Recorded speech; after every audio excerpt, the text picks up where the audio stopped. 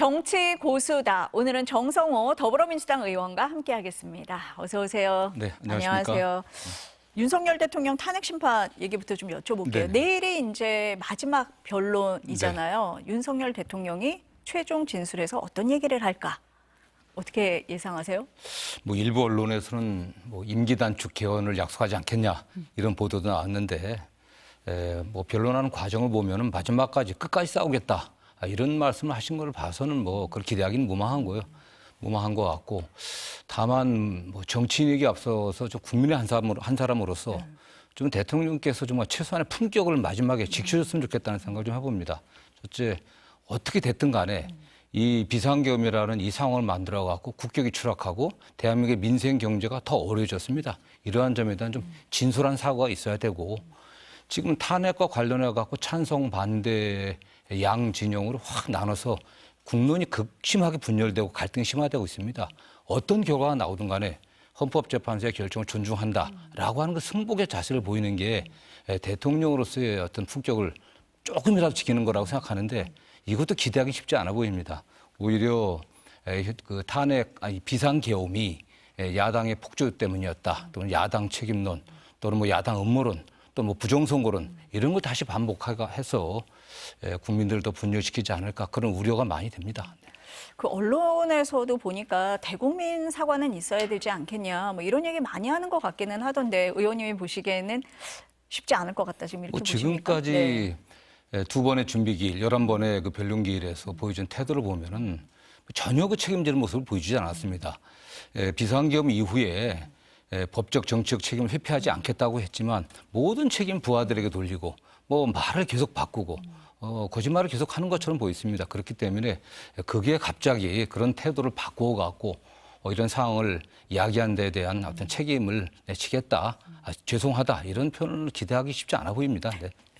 법률가시잖아요. 네네. 그럼 이제 내일 최종 변론을 한다라고 하면 언론에서는 뭐 3월 중순에 선고가 있을 거다라고 하는데 시간표상으로 보면 맞습니까? 그렇죠. 대충 이게 뭐 쟁점이 복잡하지 않기 때문에 개인적으로 보기에는 헌법과 법률의 중대한 위반이 너무나 명백하기 때문에 뭐 빨리 할 것으로 보고요. 그렇다고 또 변호인들이 또 대통령직 변호인들이 준비할 시간도 줘야 되니까 통상 한 2주 정도 걸리지 않을까.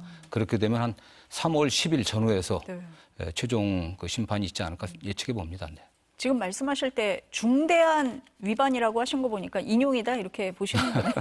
뭐 되게 그렇지 않겠습니까? 이게 국민들이 화면으로 다 보지 않았습니까?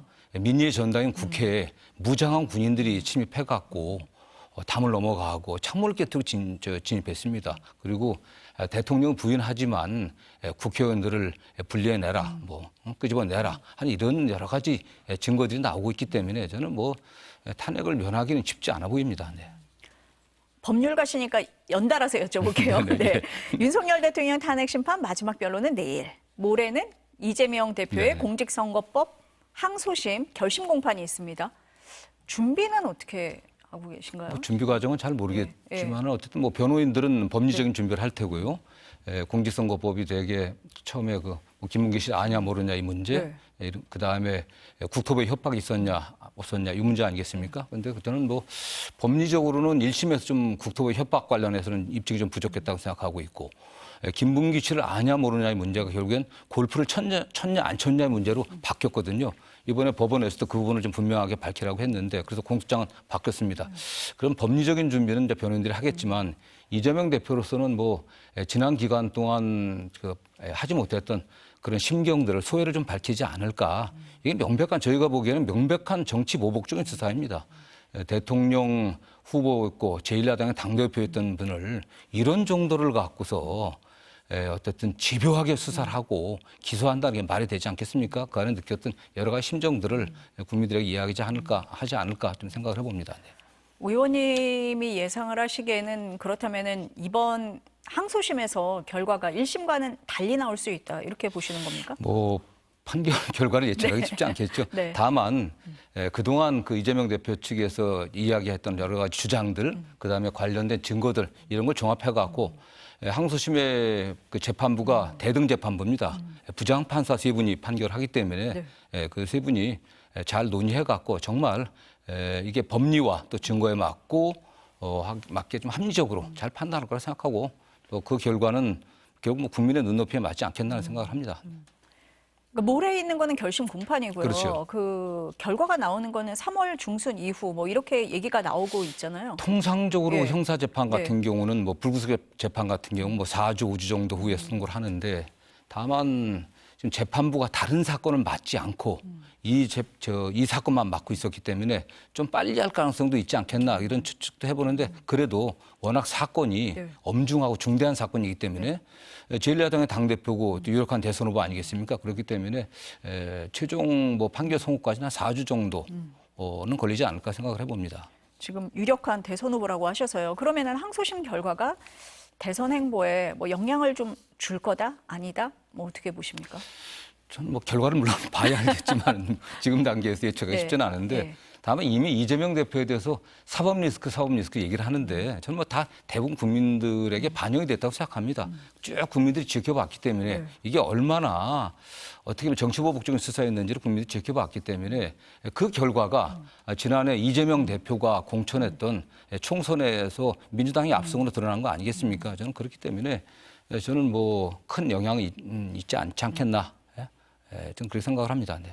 아니 앞서서 출연하셨던 국민의힘 정성국 의원이 민주당 지지층에게는 별 영향을 안 줄 것 같은데 중도층에서는 조금 한번 생각을 해볼 수 있는 변수는 되지 않겠냐 이런 말씀을 하시긴 하셨거든요. 참 그래도 우리 헌법 1조가 대한민국 민주공화국이다. 대한민국의 주권은 국민에게 있고 모든 권력은 국민으로부터 나온다. 국민이 주권자입니다. 결국 국민들이 판단하는 거 아니겠습니까?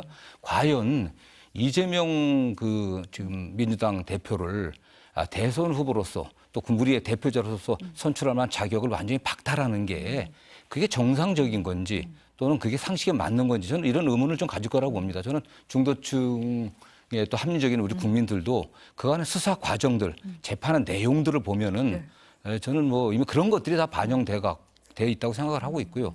다만 향후 어떻게 대선 후보가 결정될지는 모르지만 이재명 대표가 또 국민들에게 더 진정성 있게 좀 다가가는 그런 모습이 결정할 거다 생각합니다. 네. 그러니까 이제 조기 대선이 확정이 되고 민주당 안에서도 어쨌든 뭐 경선 과정이 있을 테니 네, 그렇습니다. 그 과정에서 국민들의 판단을 다시 받아보면 된다. 네네. 국민들이 판단을 할 거다. 이렇게 보시는 뭐 거네요. 그런 취지입니다. 네. 네. 최근에 보니까 이재명 대표가 이른바 비명계 네네. 인사들을 계속 만나고 계세요. 오늘은 김부겸 전 총리 만나는 걸로 알고 있습니다. 네.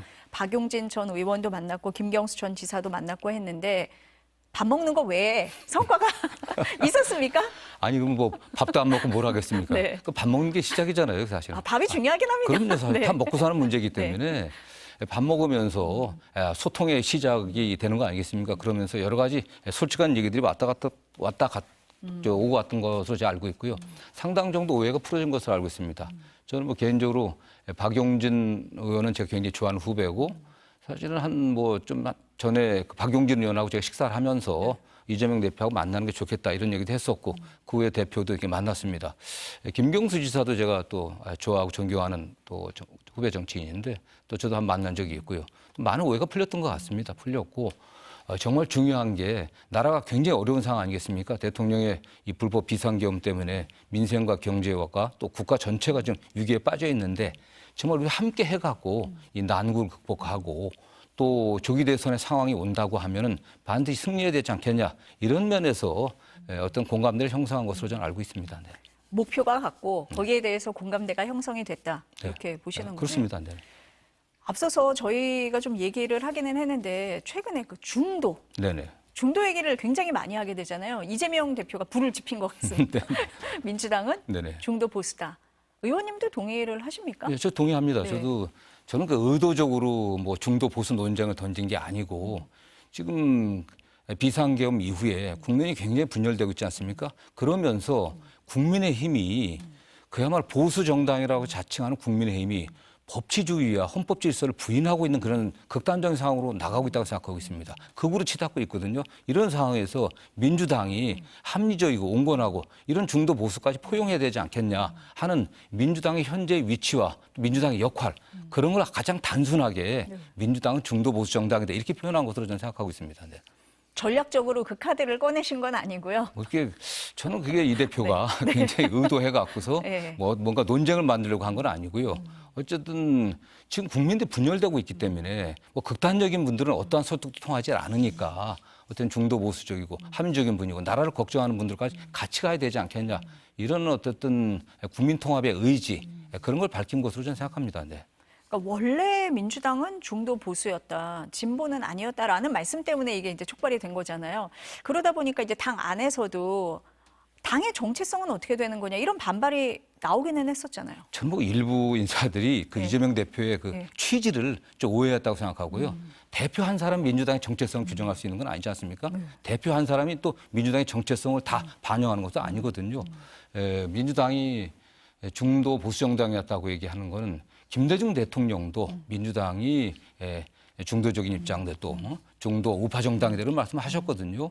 중산층과 서민의 정당들, 그다음에 자유시장 경제를 존중하고 또 노무현 대통령도 한미 FTA를 또 우리가 추진해서 또 성공시켰고 그리고 야당에게도 대연정을 제가 제시했습니다. 지역주의를 극복하고 국민을 통합하기 위해서는 대연정하자 이런 제안까지 하셨기 때문에 저는 뭐 민주당이 중도보수 정당이다라는 표현이 이렇게 잘못된 것으로 생각하지는 않습니다. 다만 기본적으로 또 진보적인 입장을 취해왔거든요. 네. 이재명 대표가 중도보수 정당이라고 해와서 민주당이 지금까지 추진했던 또 진보적인 정책과 가치 이걸 포기하는 건 아니거든요. 네.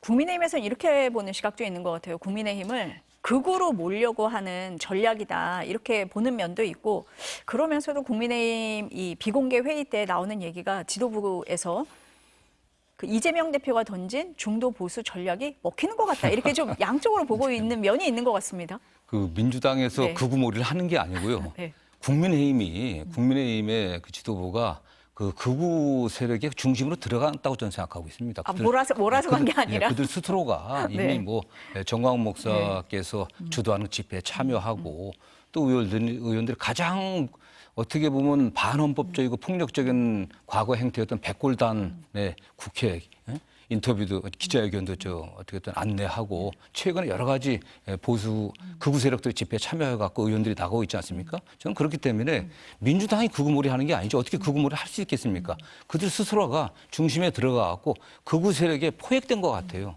이제 빠져나오기 점점 힘든 상황으로 스스로 가고 있는 게 아닌가라는 그런 우려를 좀 합니다. 좀. 네. 국민의힘에서는 그러면은 민주당이 중도층을 먼저 선점하고 있다 이런 약간 우려, 불안 뭐 이런 것도 있다고 보십니까? 뭐 그렇겠죠. 본인들이 그 중도 보수 또는 보수 정통 보수의 핵심적인 가치는 법치주의와 헌법 질서의 존중 아니겠습니까? 우리 헌법 질서는 자유민주주의와 시장 경제. 근데 지금 그런 걸 전반적으로 아예 생각을 안 하고 있는 거 아니겠습니까? 첫 번째 가치인 법치주의를 정면으로 부인하고 있지 않습니까? 그런 세력들과 함께 하기 때문에 저는 뭐 민주당이 포기한 민주당의 입장에서는 국민의힘 포기한 합리적이고 온건하고 우리 사회 점진적 변화 계획을 바라는 그런 중도 보수층까지 포용해서 같이 나가야 되지 않겠냐. 저는 그런 방향으로 가는 게 맞다고 생각합니다. 네. 의원님이 최근에 그 대연정 말씀을 하시면서요. 뭐 네. 개혁신당의 이준석 의원이라든지 유승민 전 의원, 한동훈 전 대표까지 포용하는, 함께하는 대연정 네네. 얘기도 하신 걸로 알고 있습니다. 근데 그게 따로따로 네. 지금 이렇게 오해가 되고 있는데요. 네. 제가 얘기했습니다. 지금 탄핵 국면이기 때문에 탄핵에 반대하는 세력들이 강고하게 뭉쳐서 국민들을 분열시키고 있고 국정을 혼란시키니까 이 탄핵 국면에서는 그런 분들도 탄핵에 반대하는 모든 분들이 함께 했으면 좋겠다라는 얘기를 한 거고요. 그다음에 더 나아가서 사실 제가 이제 노무현 대통령이 말씀했던 대연정을 염두에 둔 건데 네. 민주당에게 국정을 운영할 수 있는 기회가 주어진다고 하면 이제 폭넓게 함께 해야 되지 않겠냐라는 그런 취지에서 대연정 얘기를 했던 겁니다. 네. 최근에 그 이재명 대표의 행보를 아까 김대중 전 대통령 말씀도 하셨습니다만 DJP 연합에 이렇게 비교해서 보시는 분들도 있는 것 같아요. 어떻습니까? 뭐 비슷해 보이긴 하지만 좀 다르죠. 그 당시는 김대중 대통령이 소속된 그 새정치국민회의죠. 소수당이었습니다. 그리고 다수 여당이 있었거든요. 3당 합당해갖고 그런 상황에서 정권 교체를 하려고 하니까 과거 보수에서 좀 이탈했었던 JP하고도 손을 잡았던 거거든요. 그러니까 선거를 앞둔 선거 연대였습니다. 그리고 선거하고 선거 이후에도 어쨌든 연대가 계속되다가 끝나긴 했지만 지금 이재명 대표의 지금 이거는 뭐 비슷한 취지긴 하지만은 어쨌든 지금 국민 통합을 위한 어떤 그런 취지를 반영한 거고요. 또 대통령 취임 이후에 김대중 대통령도 그렇고 노무현 대통령도 그렇고 국민 통합을 굉장히 원하셨습니다. 그런 방향으로 나갔지만은 야당이 손을 내밀어도 잡지는 않았거든요. 그렇기 때문에 김대중 대통령과 노무현 대통령의 어떤 국민 통합의 어떤 그런 의지 그런 걸 계승하겠다고 하는 걸 좀 표방한 게 아닌가. 그런 걸 이재명 대표가 그런 생각을 갖고 있다고 저는 생각합니다. 네. 지금 이제 뭐 통합 말씀도 하셨고 중도 보수 이런 행보를 지금 이재명 대표가 하고 있다 이런 말씀이신데 임종석 전 실장 같은 경우에 우클릭이라고 표현을 하면서 좀 반발을 하고 있는 걸로 알고 있는데요. 네. 그런 당내 반발의 목소리는 어떻게 듣고 계십니까? 그러니까 뭐 대표적인 뭐 비명계라고 몇 분들이 이제 거론되고 있지 않습니까? 뭐 박용진, 김경수 전 의원들과는 잘 이렇게 대화를 좀 했고요. 오늘 김부겸 전 총리와도 대화하면은 많은 오해가 풀어질 것을 보고 있습니다. 우리가 우클릭한 게 아니라 우리의 기본적인 정치적, 정책적 그런 노선들은 그대로 있지만 보수가 포기한 중도 보수의 어떤 그 부분까지 우리가 확장해야 되지 않겠나 이런 취지를 얘기한 거기 때문에 그러니까 우리가 우클릭한 게 아니라 사실 국민의힘이 아주 바깥으로 우측으로 나가다 보니까 민주당이 포괄하는 영역이 넓어진 거다. 좀 이렇게 해석했으면 좀 좋겠다고 생각하고요. 저도 뭐 임종석 실장과도 굉장히 제가 가까운 사이입니다. 그러나 임 실장하고도 말씀하기 전에 한번 통화를 한 적이 있는데 제가 형님 저는 뭐 이런 앞으로 할 말 다 하겠습니다. 이런 얘기를 해갖고 다 하는 게 좋다. 저는 아주 좋다고 생각합니다. 그런 다양한 의견들을 어떤 제시하고 오늘 대표가 만나서 나중에 만나게 되면 또 처음에 만남이 약속돼 있지 않습니까? 그런 취지들을 좀 이해하면 좀 공감할 것을 보고 있고요. 임종석 실장도 누구보다도 문재인 정부의 첫 비서실장 아니었습니까? 그렇죠. 정권이 저희가 야당 지금 국민의힘이 정권 갔다 보니까 문재인 정부가 얼마나 모든 정책이 부인당하고 최근에 다 무죄 나오고 있지 않습니까? 무죄나 또 선고에까지 나왔는데 그런 거에 대해서 반드시 민주당이 다시 정권을 찾아갖고서 그런 김대중, 노무현, 문재인의 어떤 정신을 계승해야 된다는 그런 공감이 있기 때문에 저는 함께 할 것으로 보고 있습니다. 네. 만나면 다 풀릴 거다. 네. 그 이재명 대표의 중도 확장 전략이요. 네네. 이제 조기 대선이 확정이 되면 먹히는 전략이다 이렇게 보십니까? 저는 뭐 당연히 먹히지 않겠습니까? 국민들이 저는 원한다고 생각합니다. 이재명 대표가 먹사니즘, 잘사니즘이라고 표현했는데 먹고 사는 문제가 가장 중요하지 않겠습니까? 민생이 어렵고 자영업자들, 소상공인들 너무너무 심각합니다. 그렇기 때문에 그분들 먹고 사는 문제들, 잘 사는 문제를 해결하자는 거 그런 문제를 실용적으로 지금 현재에서 우리가 실용적으로 해결하자고 하는 그런 태도 아니겠습니까? 저는 그런 면에서 이재명 대표의 중도 확장 전략이라고 하는 것도 중도 확장 전략이라기보다도 우리 사회 합리적이고 온건한 분들, 우리 사회 점진적 변화 개혁을 바라는 분들 이런 분들에게 호소하는 거기 때문에 국민들도 많은 분들이 동의하리라 생각합니다. 네. 그 최근에 보니까 뭐 상속세라든지 근로소득세 부담을 완화해 주자라고 하시는데 그 대상이 되는 층이 수도권에 있는 중산층이 많잖아요. 네. 그래서 아무래도 뭐 선거 때 이분들의 표심을 좀 움직이는 데는 도움이 되지 않겠나 이렇게 해석하는 그런 것도 많은 것 같은데요. 저희 입장에서는 당연히 도움이 되면 좋겠죠. 중요한 게 일회적으로 끝나는 게 아니라 민주당이 이러한 정책들을 중산층을 확대하고 서민들의 세부담을 좀 감경시켜주고 또 경제에 활력을 불어넣을 수 있는 그런 정책들을 일관성 있게 또 진정성 있게 해나가는 게 중요하고요. 그런 과정에서 이재명 대표가 좀 진정성 있는 그런 행보들, 그런 모습을 보여주는 게 정말 필요하다고 보고 있습니다. 네.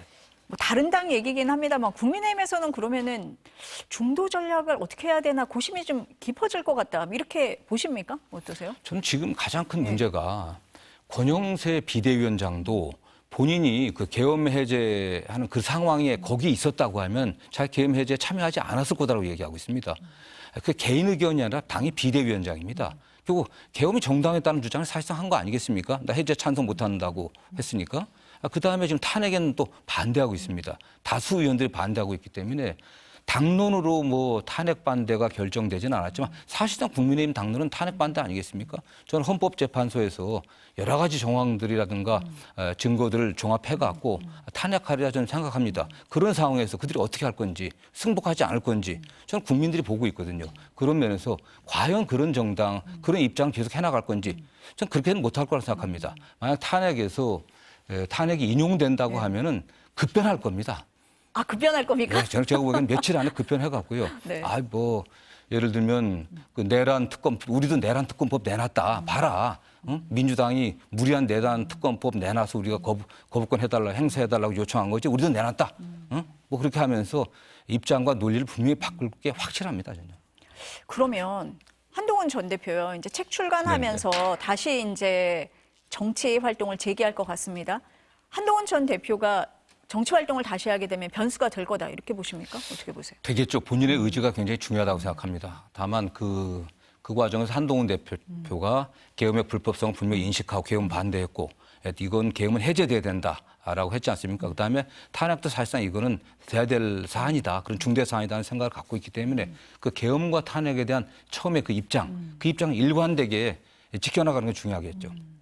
그렇다고 하면은 보수 안에서도 합리적인 세력들을 모아갖고 어떻든 기반들을 만들 수 있을 건데 다만 국민의힘의 다수 의원들이 지금 과거에 그 이명박 박근혜 대통령을 형사처벌했던 윤석열 대통령을 영입해갖고 대통령으로 만들지 않았겠습니까? 지금은 계엄에도 반대하고 계엄의 정당성을 주장하고 그다음에 탄핵에 반대하고 있지만 그런 과거의 국민의힘의 행태를 보면은 또 한동훈 대표를 또 다시 영입은 아니지만 어차피 당에 있는 분이니까 한동훈 대표를 지지해갖고 뭐 대선 후보로 만들 가능성도 저는 없지는 않다 이렇게 생각을 해봅니다. 그럼 나오면 좀 승산이 있다 이렇게 보시네요? 민주당 입장에서는 네. 뭐 어느 분이 나와도 네. 최선을 다해야 될 것이고 다만 평생을 사람을 사법 처리하는 그런 검사를 했던 분들이 권력을 잡았을 때 국정 운영을 하게 됐을 때 어떤 결과가 나온지는 국민들이 많이 보지 않았습니까? 한동훈 전 법무부 장관 전 대표는 윤석열 대통령의 직계입니다. 수족과 같은 분이었어요. 형제와 같은 분이었습니다. 과연 국민들이 또 그분을 선택할는지는 상당히 의문이 되겠죠. 네네. 이제 책 출간하고 본격적으로 행보를 하시면 좀 지켜봐야 될 것 같긴 합니다. 네, 오늘 말씀 여기까지 듣겠습니다. 감사합니다.